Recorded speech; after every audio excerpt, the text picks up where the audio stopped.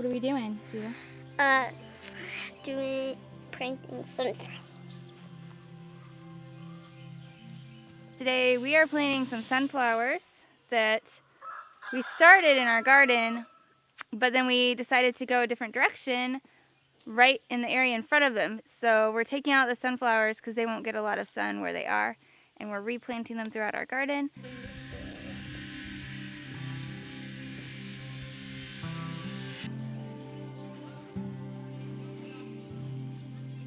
Alright, go grab another one. Leaves then are turning into cowberries, Mom. Yep. Yeah. Well, the leaves won't, but the strawberries will grow. Alright, so we'll put this one here. And we'll put this one here. But Behind me right here is our cucumber trellis, and it's time to add another couple of strings across because they're really starting to vine. I'll show you here. You get these little tendrils, and they're reaching out. This one needs to be wrapped around here a little bit better. But we're gonna sturdy them up a little bit so we can get some cucumbers growing.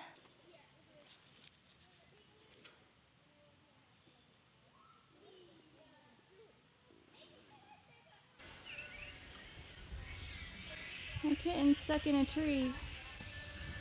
Got chased up there by the dog. Pretty big tree.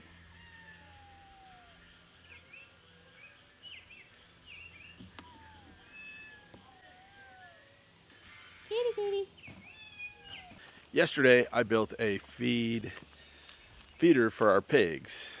Just something that I could take over there, set down, and it could store enough feed and keep all the feed in one spot. Still standing this morning, so that's a good sign. I'm gonna go check on these pigs, and I'll take you guys along with me. What are you girls doing? You're not gonna come out and see me today? Oh, you are gonna come and see me, huh? You are gonna come and see me? Hey. Hi, ladies. Hi, ladies. So you can see the feeder, and it'll hold about a 55-pound bag of feed. Now we're not feeding them at that level right now. Huh? What do you think, huh? Yeah, this is, oh yeah, that feels good, doesn't it? Oh yes. This is Annie Oakley, and she loves to have her back scratched. Loves to have her back scratched. Smaller of the two is Patty, and she's a little more skittish. She'll let me scratch her back, but she normally has to be pretty distracted for me to do that. Patty there's not as friendly as Annie, but they're really cool animals. We've really enjoyed having them. They're right at about a week, so we're still kind of getting their systems worked out. The feeder was step number one.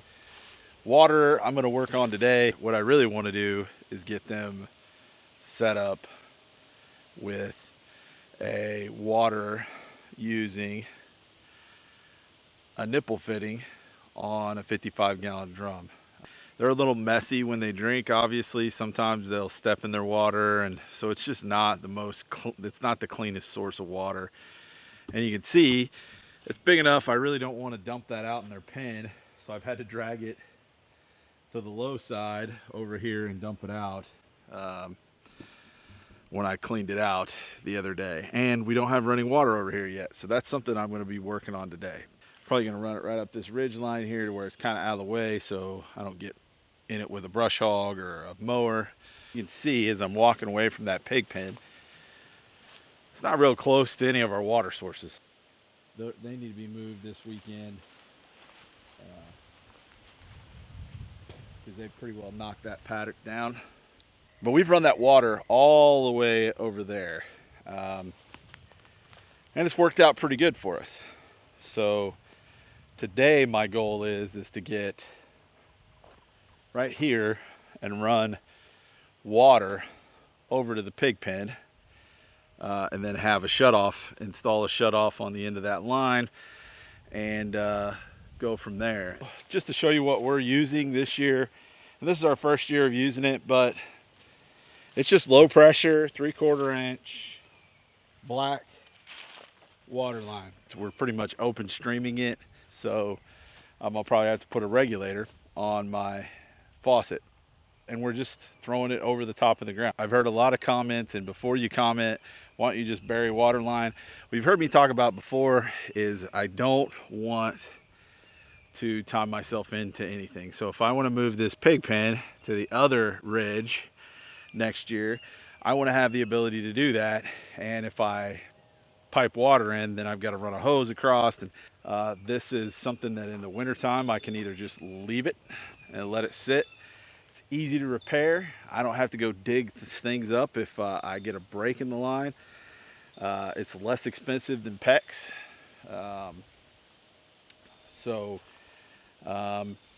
And you know, it's how we're handling things this year. We're going to see if it works. Again, it's just kind of our thought process on it's a cheap way to move water from point A to point B here on the farm. Let me show you some tools that if you do go this route that you're going to probably want to get.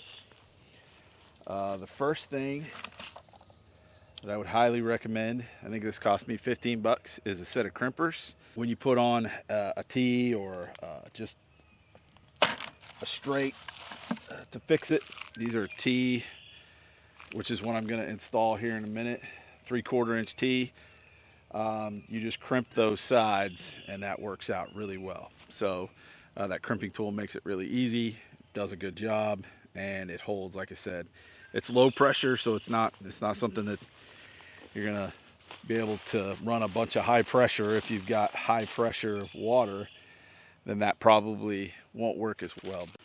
So what we're gonna do today is try to get a line run over to the pig pen. I'm gonna start working on that right now. All right, I know you can't see my face, but hopefully you can see the work.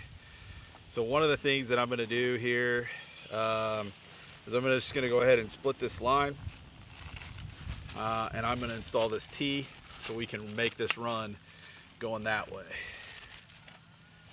I like to just keep all my stuff in a bucket just so I don't have to worry. This is a pipe cutter. You don't have to have this. Just a pair of big scissors would work. Heavy duty scissors would work just fine. This is just something that I use on occasion in other spots, and it works really well to cut that. So one of the things you got to remember to do, because I always forget, is to install your clamps ahead of installing your hose fittings, your fittings. I always forget to install my clamps. So what you want to do is put a clamp on that end and a clamp on that end, and then you'll just install this. Now, I will say this: the warmer it is, the more pliable this stuff becomes. And on these tees, the second end that you install is always the hardest to install, just because it's not as movable. So adjust that accordingly. Put our clamp up here and install our clamp like so. Again, I like to clamp them pretty hard.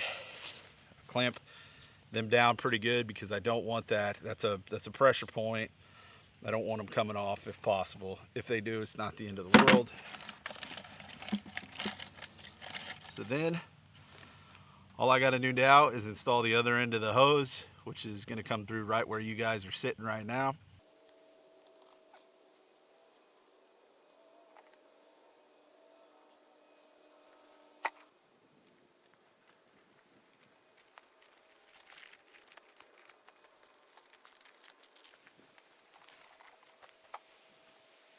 Okay, so you can see that the hose is stretched out to about where I want to get it. And you can see, if you look down it, it's all curled up and anything. So one of the things you got to do, especially with this, since this will be in the shade, it's going to get a little bit of sun, but not much.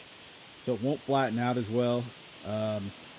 And with it curling like that, you know you're going to get kinks in it. So you're going to want to walk it. You want to cut it where you think you're going to need it. So I'm going to cut it there because I can tell that there's a break in the line. And I'm going to uncoil it on this end so it lays flat, and see where that gets me to. So one of the things you'll want to do when you're laying your line is check for spots like this, and cut it above that if you can, and then cut behind that. And that's just a bad spot that's obviously going to leak. So you want to keep an eye out for those. So now the next thing we need to do is we need to go terminate the end of this and block it off some way so you can pressure test this system. Again, I don't have a regulator on my faucet, so this is going to be interesting. So here's the end of the line right here. Kids have pulled it over here to use it for watering the chickens. So what I'm going to do is I'm going to attach just a simple shut off to the end of it, and I'm going to make sure that it is off, and it is. That means flow, that means no. Alright, so the line's loaded with pressure. As you can tell, it leaks a little bit, which isn't the end of the world. So far, we don't have water, which is interesting, because I would have thought we would have had water. We have water to right there, for sure, and there is our first leak. You can see it. Leaking good right there. So I'm going to have to fix that. We have water going through the line, running in the line.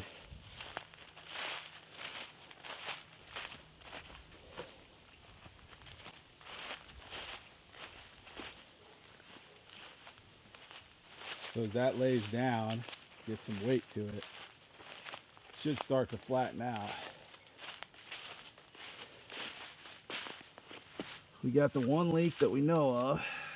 We have water here, which is good. The line held water. We got one small leak. I can fix that easily. We got water to the pigs officially now, so we're in good shape. Next thing up, we gotta make a waterer for those guys. Go get started on some other projects. We'll see you guys in a little bit.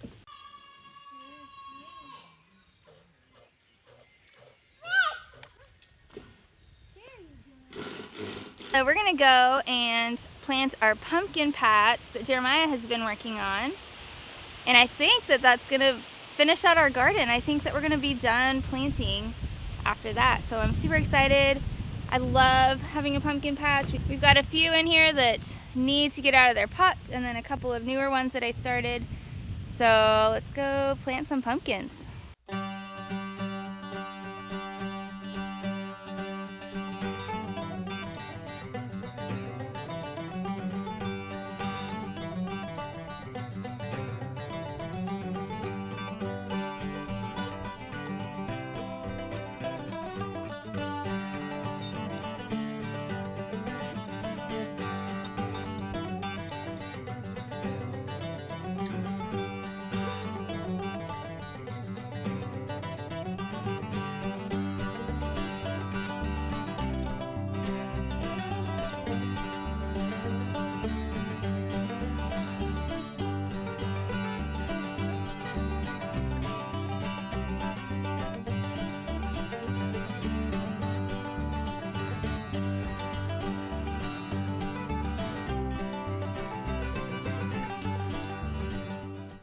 Alright, so we have just enough pumpkins and just enough water.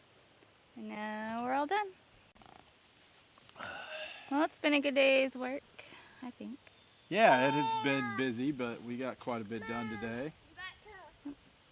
So I think everything's planted except I forgot about my sweet potatoes, but those won't go in for a couple.